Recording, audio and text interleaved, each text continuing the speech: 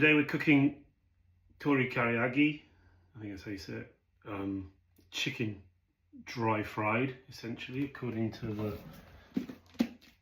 good book. So essentially marinating some chicken, and then something I've learned from all the research I've been doing is you don't, well, I'll show you, but you chuck the potato flour in with the chicken. Once it's marinated, let that sit for a bit, deep fry it, and it's amazing. Don't expect KFC, this is something completely different, and it's absolutely delicious. Gonna start with the marinade for the chicken. So Millie's book, Umai, great book. So we'll use that, see how it goes, probably tweak it. Let's give it a go.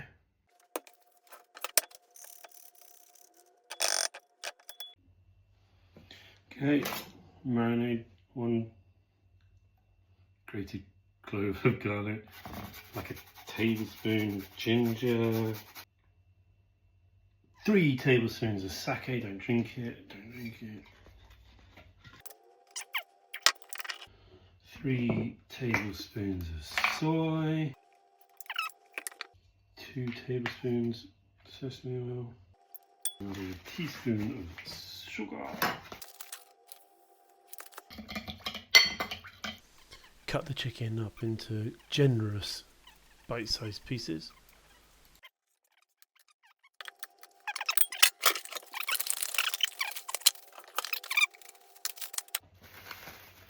Now, if you can, try and get the cling film squished down, take the air out. That's what they all seem to do in the millions of Japanese restaurant videos I've watched. Shout out to Japanese noodle videos and all those other channels, they're amazing. Pop that in the fridge for like, well, she says anything from 30 minutes to 6 hours, so just marinate it for a while. This is where I differ from a lot of the recipes. So while waiting for the oil to heat up, I'm going to do what I watch them do in all the videos, which is to take my potato starch, potato flour, add a few tablespoons in there like that, and then mix it in. And every single video I see, they do that. I batch cook them at 160 degrees. I should have left it longer to marinate. They were a bit sticky, so either a little less moisture or a little bit more time marinating with the flour to settle down. Then I took them out, increased the temperature to 180 degrees, and then refried them at 180.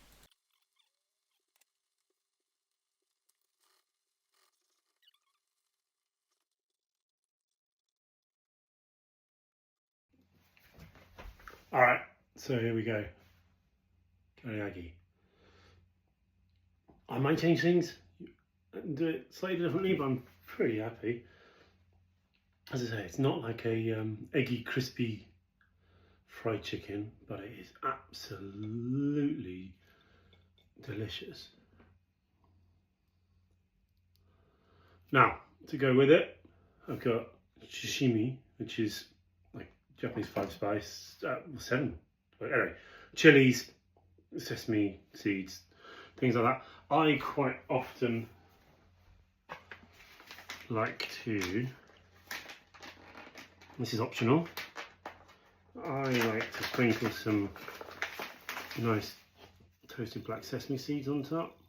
I think that's delicious. Now I'm lucky, I live near a place that grows, I sound like an ad, but I live near somewhere that grows Japanese ingredients. So I've got some yuzu, and I'm going to squeeze some just in with some mayonnaise. I know. Whatever. I think it's absolutely delicious because chicken and mayonnaise go really well together. You can do some lime, lemon. Don't need the mayonnaise if you don't want it. I like it. Because for me, once I've mixed that up, you can, if you want to be full fancy, you can squirt it on top, which I might do. But what I really like is a little bit of that, dip it in. Because this is really quite, with all the marinade in it, it's quite salty. It's got a really kind of almost like a dark flavour. And there's an alternative version using black pudding I'll do another day, which is bonkers. But I think you need something citrusy and mayonnaisey to cut through it. So for me, that.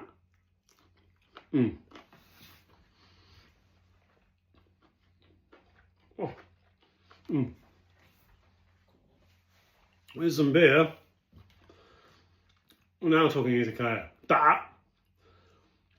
That's amazing. And it's not that hard, just try it. I think I needed to make the mix a bit drier. Got stuck on the pan, on the deep fryer a bit. But the flavour of the marinade and everything, I would go mayo, yuzu, lemon or lime or mix. Go nuts.